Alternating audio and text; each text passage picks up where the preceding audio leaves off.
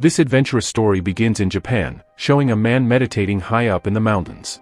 While meditating, the man is visualizing some intense fights in his mind, one where a soldier is battling a ferocious tiger. The scene is extremely intense because the tiger is much larger than a normal one, and the way it's roaring is terrifying. Suddenly, the man opens his eyes. He feels a strange surge of power within him, something immense. What could this mean? To find out, we'll have to keep watching. The scene now cuts to America, where we are introduced to a man named Nathan. Nathan is a former soldier, but he has left the military and now works as an entertainer, performing and narrating stories of his bravery, telling people how he used to fight in battles alongside his comrades. Although Nathan was very loyal to his country and had helped win many missions as a military soldier, the truth is that some time ago, he was working for the British government in India. Under the orders of his captain, Nathan had taken the lives of many Indians, something he deeply regrets to this day. The guilt haunts him so much that he can't even sleep at night. Because of all this, Nathan left his job as a soldier and started doing small performances just to earn some money.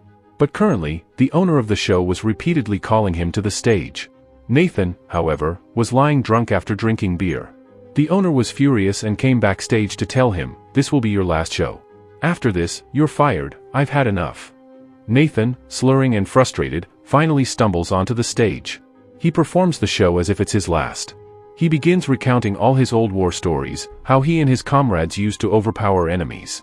Nathan even had a real gun in his hand, which caught the attention of everyone present. Acting wildly, he started loading and pointing the gun, pretending to shoot. He began firing all around, bullets that could have actually hit someone and killed them. The audience panicked and began running away in fear. But Nathan didn't care, this was his final performance anyway, and he knew the owner was going to fire him. So he behaved recklessly and then walked away from the venue on his own. As Nathan stepped outside, he was approached by an old man clapping his hands, as if waiting for him. Nathan couldn't quite remember where he had seen this man before, though his face looked familiar. The old man came up to him and said, "I have a job for you. You'll get paid handsomely if you accept it." Nathan, being in need of money, agreed to go along with him. The old man brought him to a large cafe, where several military officers were already seated, including some Japanese colonels. Nathan was shocked to see an American colonel there, someone he had previously served within the army. But now that man had been promoted to a higher rank. Nathan was seated and briefed about the new job, what it would be, and what he would have to do. Actually, the Japanese colonel wanted Nathan himself to train their soldiers because they had known about Nathan for a long time, how brave he was and how skilled he was in combat techniques. That's why the Japanese colonel offered him a large sum of money in exchange for training their troops. Initially, Nathan was hesitant, but once the payment was increased, he agreed to train the Japanese soldiers. Nathan then traveled straight to a seaport in Japan. After getting off at the harbor, he met a man who was supposed to take him to meet the president of Japan. This chubby man started explaining to Nathan that the Japanese government had now become extremely aggressive. They wanted their country to surpass enemy nations, not just in terms of technology and expansion, but also in terms of military strength. That's why the Japanese government had called upon brave soldiers from all over the country to train their army, and Nathan was one of those selected to train them. Nathan soon met with the Japanese president, who welcomed him warmly. His job was immediately assigned, and he went straight to the group of Japanese soldiers whom he was supposed to train and teach advanced combat skills. From the very first day, Nathan started doing his job excellently. He continued to train the soldiers rigorously and effectively. Meanwhile, Nathan heard about a samurai named Keisumoto, who led his own group. This group was entirely made up of samurai warriors known for their combat prowess and their unique principle of not using highly advanced weapons. They relied mostly on traditional weapons like bows and arrows and could drive out their enemies with just those. After returning to his farmhouse, Nathan began to investigate more about the samurai. He asked his translator to convert everything from Japanese to English. However, the translator was pretending not to understand, so Nathan threatened him with a knife and forced him to do the translation. Through this, Nathan learned many things about the samurai, how they moved and attacked in groups. All this reminded Nathan of his past, the time when he and his fellow soldiers, under the command of their British captain, had taken the lives of many Indians. Nathan was filled with deep regret for all those killings and blamed himself for the deaths of those innocent people. This was the very reason he had quit being a soldier. We are now shown the present time, where Nathan continues training the Japanese soldiers the next day. By now, the soldiers had learned how to hold and fire guns properly, and their progress was advancing rapidly. But suddenly, the Japanese colonel arrives with some of his government associates. He informs Nathan that a group of samurai has taken control of one of their regions, and those samurai, members of Keiso Moto's group, have started attacking anyone who enters the area.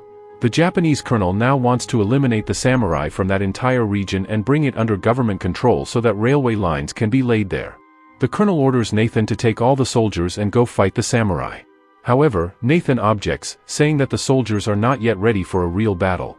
They've just learned how to hold a gun, but their aim and battlefield discipline are far from sufficient. Despite this, the Japanese colonel refuses to listen. All he cares about is reclaiming that territory and wiping out the samurai. He pressures Nathan to lead the soldiers into battle the very next day, no matter what. To demonstrate his point, Nathan picks up a gun and tells one of the soldiers to shoot at him. The soldier hesitates out of fear, so Nathan shoots the soldier's cap to provoke him. The soldier then fires toward Nathan. Despite all this, the colonel remains unmoved, forcing Nathan to obey the order. The next day, Nathan is compelled to take the soldiers into the forested region, territory controlled by Keiso Moto's samurai warriors. Anyone who entered this area was swiftly killed by arrows. After waiting a short while, the samurai arrived on horseback and attacked using bows and arrows. Nathan, who was guiding the troops, ordered them to open fire. The use of advanced firearms caused many samurai to be killed quickly. However, the samurai were also expert marksmen and began striking down soldiers with deadly precision. A full-blown battle erupted. Nathan himself entered the battlefield, using his advanced combat skills to take down many samurai. During the fight, the samurai even killed Nathan's translator, leaving him with no other option but to fight alone. Most of the soldiers, scared out of their minds, had already fled the scene. Only Nathan remained, battling the samurai single-handedly. Watching all this from a distance was Keiso Moto, the head of the samurai. He noticed Nathan and was impressed by how well he fought, even better than the samurai, despite being a regular soldier. Keiso Moto admired Nathan's impressive fighting abilities. Nathan was soon surrounded by several samurai, and one of the larger ones charged at him. But Nathan drew a sword and managed to kill him too. After defeating so many samurai alone, Nathan finally collapsed and fainted from exhaustion. Keiso Moto then arrived and ordered his men not to kill Nathan. He said, "He may be our enemy, but there's something we can learn from him." So they carried Nathan back with them to their hidden valley. Many of Keiso Moto's men questioned the decision, insisting that Nathan should be executed. But Keiso Moto told them that an even harder battle awaited them in the future, and Nathan might just be the key. Keiso Moto told his men, "If we don't understand the way our enemies move and act, we will lose." That's why they brought Nathan safely to their home and tried to learn more about him. Now we see Nathan, who was badly injured and being treated by a Japanese woman. She fed him and tended to his wounds. After some time, when Nathan recovered, he was taken to meet Keiso Moto. Keiso Moto was meditating in a temple and had been waiting for Nathan to arrive. Nathan asked him, "Who was that woman who was taking care of me? And why didn't you kill me? I'm your enemy." Keiso Moto then revealed that the soldier Nathan had fought and killed was his sister's husband. And the woman treating Nathan was his sister. Nathan was confused. He had killed her husband, yet she still cared for him so deeply. Keiso Moto then shared many things about the samurai way of life. As Nathan spent time there, he began to experience their culture firsthand. He realized that the samurai valued unity and were willing to sacrifice their lives for each other. Time passed, and Nathan started learning their customs and way of life. He began to feel a sense of belonging. He understood that the samurai were not against anyone, they simply wished to live in peace. But if attacked, they would fight fiercely to protect themselves. Nathan actively participated in their daily lives. Keiso Moto told him that all he truly wanted was to understand the enemy's fighting techniques, so that his people could be prepared for future battles. Nathan ate meals with them, practiced sword fighting with the children, and slowly became one with their way of life. He even joined in their samurai festival and enjoyed it. But just then, a group of assassins attacked during the celebration. Chaos broke out. The samurai quickly began fighting back, and Nathan too drew his sword and fought to protect the people from harm. However, the number of assassins was overwhelming. Several of them targeted Nathan, while others went after the women and children. Just then, a small boy, one who used to train with Nathan, picked up his father's sword and began fighting an assassin. That gave Nathan enough of an opening to break free and regain his footing. He quickly began striking down the assassins one by one. Together, Keiso Moto and Nathan defeated the attackers. After this, Keiso Moto gained complete trust in Nathan and said he could now rely on him blindly. Nathan then told Keiso Moto that the attack was likely ordered by the Japanese colonel, who saw the samurai as a threat and wanted them wiped out. Keiso replied, "If the president truly wants me dead, I will gladly give up my life. But we are not rebels, nor are we enemies of the state." Nathan clarified that the president was not behind any of this, it was the colonel who was forcing things behind the scenes. In truth, the president wanted to unite the Japanese empire and maintain peace, including with the samurai. Keiso made it clear that he did not want war. Soon after, Nathan was respectfully released and allowed to leave. He returned to his Japanese military base safely.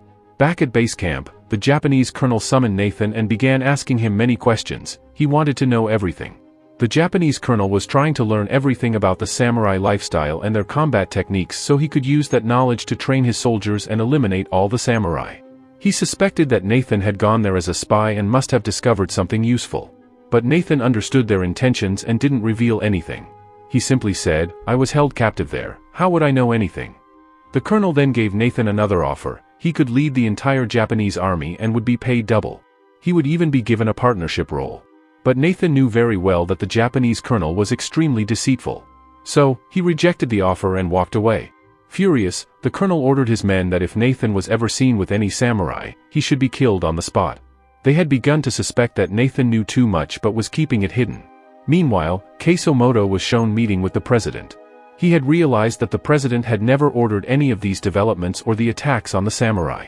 In truth, it was the colonel who was acting on his own. The president, being quite young, was often not taken seriously by many officials, and the colonel would change or override his decisions to suit his own agenda. The president directly asked Keiso, "What should I do?" Keiso humbly requested, "Please allow a samurai to live freely and openly in this land." The president agreed. Later, a formal meeting of Japanese officials was held, and Keiso was invited to attend.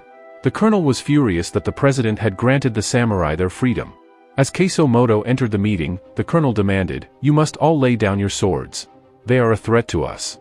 Keiso calmly responded, "Our swords are a symbol of who we are as samurai. We carry them only for protection." The colonel, becoming increasingly aggressive, forced the issue. Even the president remained silent, unable to counter the colonel's actions. When Keiso refused to comply, the colonel had him arrested. He was taken to another room where a sword was placed before him, and he was told to take his own life with it, his punishment. Meanwhile, Nathan was shown preparing to leave Japan, as his contract had ended. But suddenly, he was attacked by a group of assassins, likely sent by the colonel. Nathan fought back with everything he had. During the battle, he realized something. His original fighting style had transformed, it had become more like that of a Japanese samurai. His time spent among the samurai had changed him completely. Nathan began to feel like a samurai himself. Fighting bravely, he defeated all the assassins. Then, without hesitation, he set off immediately. As they were trying to escape with Keiso, they were spotted by several soldiers. So, together, they had to fight off the soldiers in order to escape. Keiso son was also present at the scene, trying to help them flee. But due to the continuous firing, Keiso son was shot. He was severely wounded and on the verge of death. He simply told his father, "You must leave now. You are essential in defeating these people, we can't win without you." Though it broke his heart, Keiso was forced to leave his son behind and escape with the others. The Japanese colonel soon found out that the prisoner had escaped, and he immediately vowed to take strict action. Nathan, Keiso and the remaining samurai spent the night hiding in the forest. The next day, after traveling further, they finally reached the mountainous region. Both Nathan and Keiso knew that the Japanese colonel would return with a massive army to attack, and the upcoming battle would be huge. The samurai were terrified. To give them courage, Keiso told Nathan a story. Years ago, 300 samurai fought thousands of enemy soldiers using their techniques, and they won. Nathan replied, "Then we'll do the same. We'll use our strategies and win against these Japanese soldiers too." Nathan and Keiso started planning their tactics carefully with the remaining samurai. Meanwhile, the same woman, whose husband Nathan had accidentally killed, appeared. She gave Nathan her husband's gauntlet and asked him to wear it in the battle, saying it would give him strength. Nathan accepted it and wore the gauntlet with pride. Now, he was ready to head into a massive war alongside the samurai. On the other side, the Japanese army had arrived in full force, thousands of well-equipped soldiers. In contrast, the samurai were only a small group. Facing such a huge army seemed completely impossible. But they had no choice. The Japanese colonel was stunned to see that Nathan was now fighting with the samurai instead of against them. Nathan declared, "We will meet you in battle, and I'll take down every last one of you." The war began. At the colonel's command, the Japanese soldiers attacked aggressively with their guns. The samurai, having no advanced weapons, waited patiently and moved according to their plan. They would not attack until Nathan gave the signal. As the Japanese soldiers kept firing, the samurai fell back slightly to lure them in. They waited until the soldiers began reloading their guns. At that exact moment, Nathan gave the order to attack. All the samurai drew their bows and fired volleys of arrows at the soldiers, hitting many of them and causing heavy injuries. The Japanese soldiers began retreating in panic. The samurai regrouped and charged forward. But of course, the Japanese army had far more advanced weaponry. They had machine guns, grenades, and other devastating arms. These weapons killed many samurai on the battlefield. Eventually, it became clear to Nathan and Keiso they were losing. Most of the samurai had already died. The remaining Japanese soldiers surrounded Nathan and Keiso, and there were no samurai left standing. Keiso could no longer bear this outcome. For samurai, there were only two options, victory or death. And if they lost a war, they would take their own life with honor. Keiso said goodbye to Nathan and, using Nathan's own sword, stabbed himself. With a final, thank you, Keiso died an honorable death. All the Japanese soldiers were shocked by this act of sacrifice. Out of deep respect for him, they observed a moment of silence on the battlefield. Sometime later, we see Nathan arriving at the president's office, holding Keiso sword. The Japanese colonel was already there, trying to convince the president that Nathan was a traitor and that they should not accept anything from him. But Nathan shared something Keiso had once said, if the president asks us to, we samurai will gladly give our lives for our nation.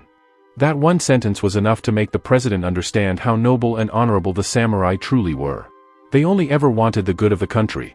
The president, moved by Keiso sacrifice, accepted the sword and immediately cancelled the contract with the American arms dealers.